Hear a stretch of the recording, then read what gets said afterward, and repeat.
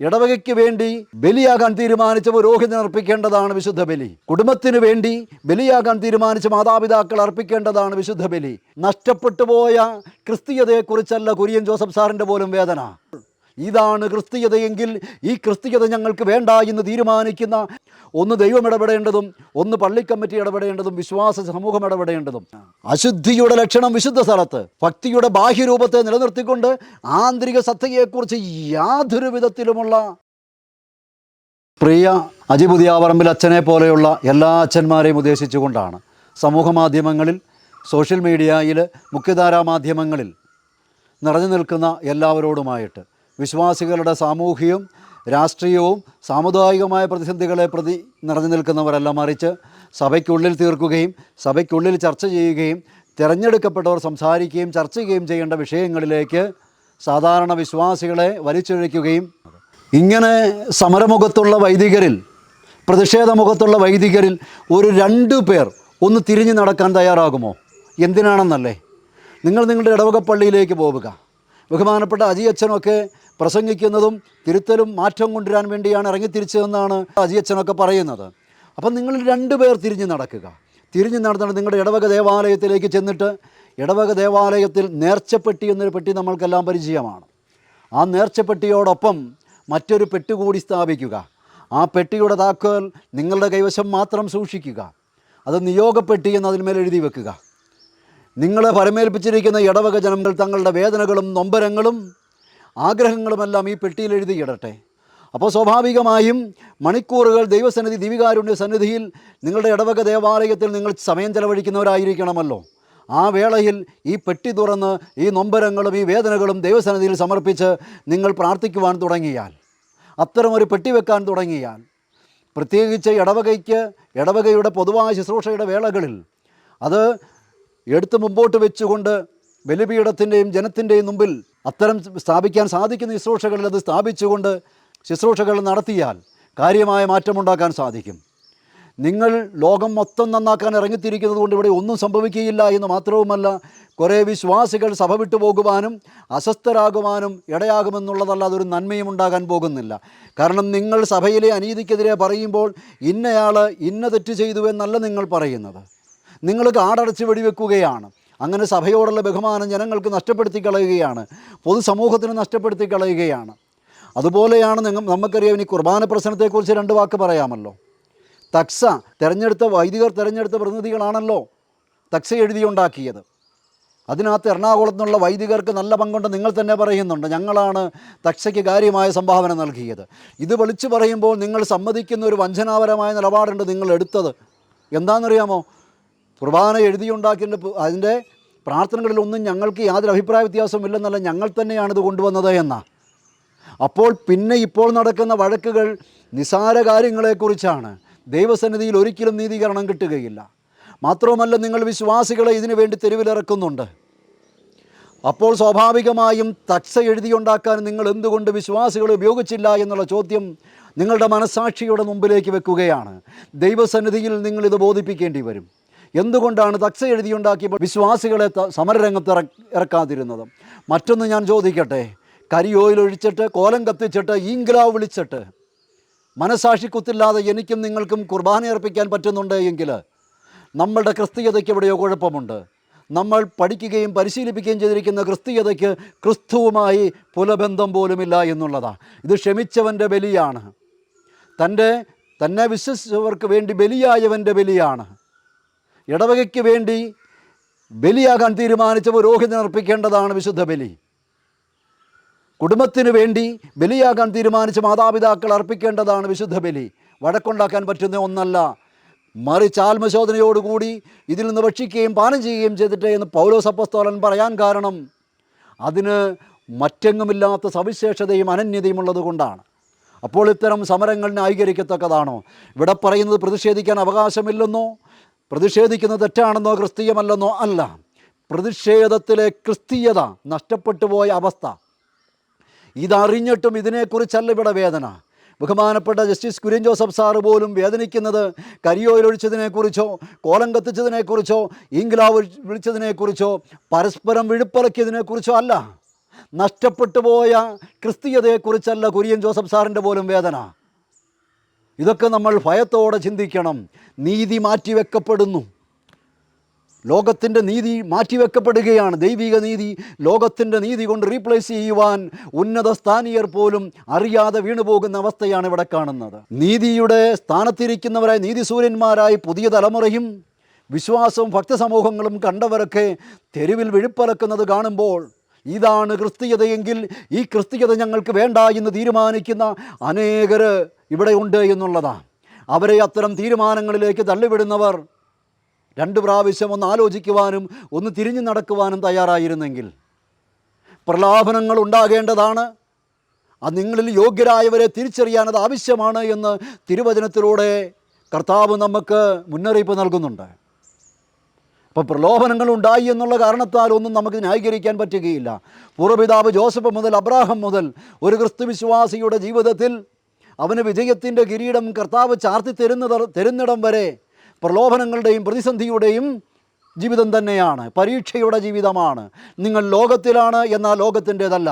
ലോകം എന്നെ വെറുത്തെങ്കിൽ നിങ്ങളെയും വെറുക്കും. ഇത് ലോകം നമ്മളെ നോക്കി കൈയടിക്കുകയാണ്. പേരിനും പ്രശസ്തിയുടെയും പുറകെ പോവുകയാണ്.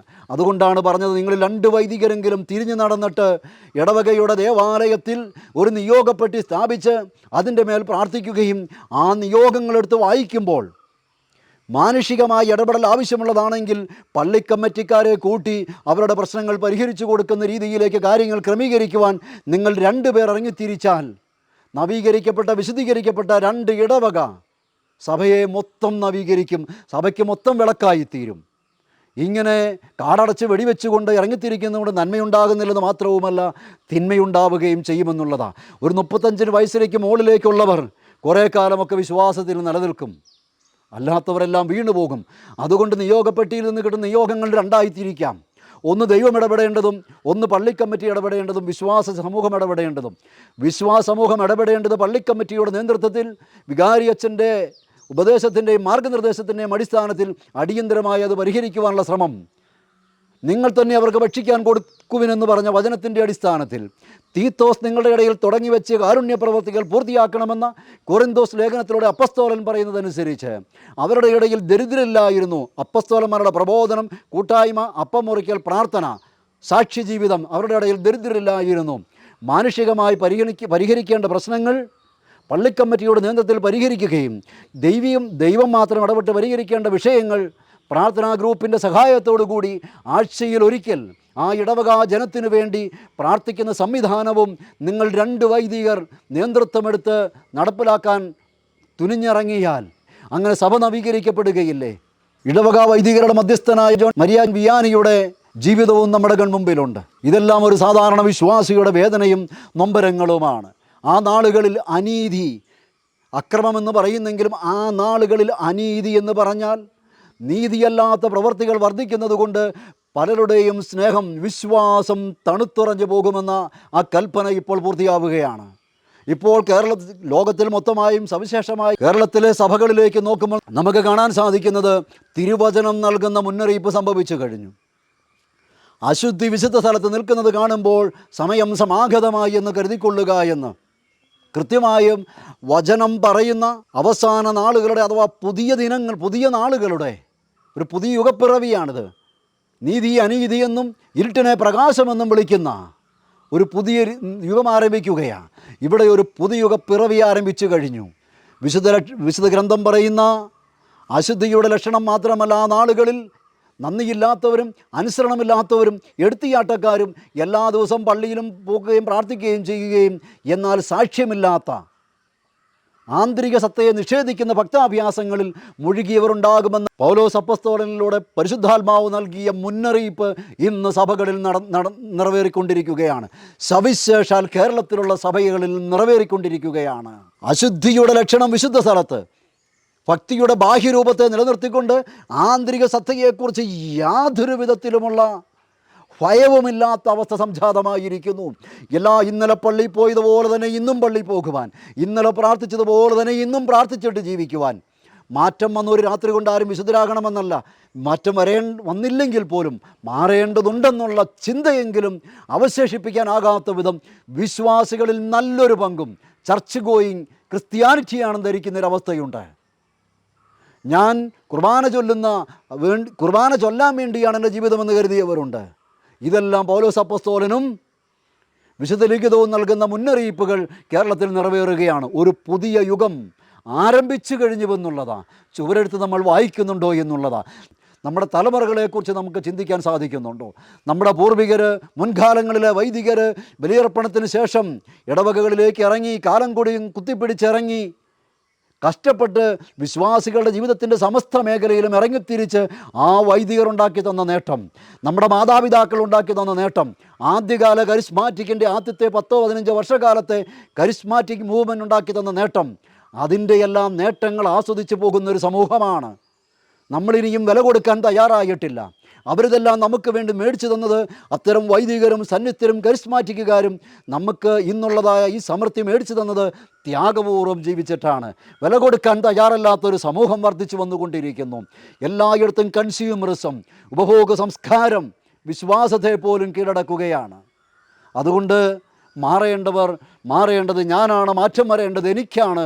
മാറ്റം വരാത്തവർ മാറ്റത്തിന് വേണ്ടി ശ്രമിക്കുന്നതിൻ്റെ ദുരന്തം നമ്മുടെ കൺമുമ്പിൽ കണ്ടുകൊണ്ടിരിക്കുകയാണ്. മാറ്റം വരാത്തവരാണ് മാറ്റത്തിന് വേണ്ടി പ്രസംഗിക്കുന്നത്, മാറ്റം വരാത്തവരാണ് മാറ്റത്തിന് വേണ്ടി ശ്രമിക്കുന്നത്. അതുകൊണ്ടാണ് മാറ്റമുണ്ടാകാത്തതെന്ന് സത്യം നമ്മൾ ഓർക്കണം. പഴയ കാലമല്ല. ഉറങ്ങുന്ന സമയവും എണീക്കുന്ന സമയവും പോലും ജനത്തിനറിയാം. സോഷ്യൽ മീഡിയ സർവ്വ മേഖലയിലും ക്യാമറ കണ്ണുകളും നിരീക്ഷണ കണ്ണുകളുമുണ്ട്. ഒന്നും മറച്ചു വെക്കാൻ പറ്റുന്ന കാലമല്ല.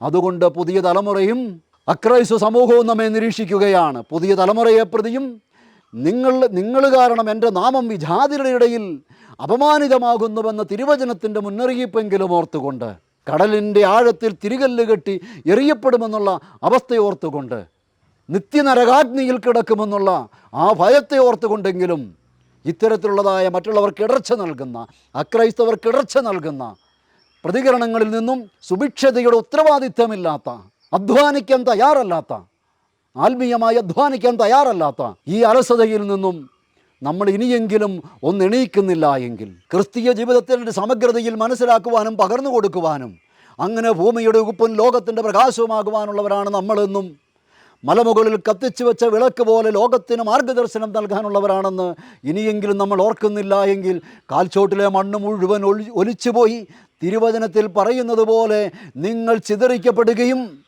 നിങ്ങൾ അടിമകളായി പിടിക്കപ്പെടുകയും നിങ്ങളുടെ നഗരങ്ങൾ ശൂന്യമാവുകയും സമാധാനമില്ലാത്ത അവസ്ഥയിൽ നമ്മളാവുകയും ചെയ്യുമെന്ന് തിരുവചനം നമുക്ക് മുന്നറിയിപ്പ് നൽകുന്നുണ്ട്.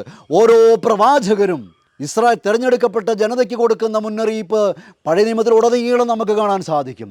ക്രിസ്തുവിനെ നിഷേധിച്ച് മാറ്റി നിർത്തിയതിൻ്റെ ദുരന്തം ഇന്ന് അനുഭവിക്കുന്ന 2 സമൂഹങ്ങളുണ്ട്. ഒന്ന് യഹൂദ സമൂഹവും ഒന്ന് പൊളിറ്റിക്കൽ ഇസ്ലാമിക സമൂഹവുമാണ്. ഈ 2 സമൂഹങ്ങളെയും എടുത്തു നോക്കിക്കൊള്ളൂ. ഒറ്റയ്ക്കായാലും എവിടെയും ചരിത്രത്തിൽ ഒരിടത്തും ഇവർക്ക് സമാധാനം കിട്ടിയിട്ടില്ല. എന്തുകൊണ്ടാണ്? ക്രിസ്തു നിഷേധത്തിൻ്റെ. ഇനി നമുക്ക് രക്ഷ കിട്ടിയിട്ടുണ്ടോ? ഇല്ല. എവിടെയെങ്കിലും വിലയുണ്ടോ? ക്രിസ്ത്യാനി അവരുടെ വില കളഞ്ഞു കുളിച്ചിരിക്കുന്നത് എന്തുകൊണ്ടാണ്? ഭക്തിയുടെ ബാഹ്യരൂപത്തെ നിലനിർത്തിക്കൊണ്ട് ആന്തരിക സത്തയെ നിഷേധിച്ചുകൊണ്ട് ക്രിസ്ത്യാനികളും ഇന്ന് യഹൂദരുടെയും പൊളിറ്റിക്കൽ ഇസ്ലാമിക വിശ്വാസികളുടെയും അതേ വഴിയിൽ നടന്നുകൊണ്ടിരിക്കുകയാണ്. തിരിച്ചറിയാം, തിരിച്ചു നടക്കാം.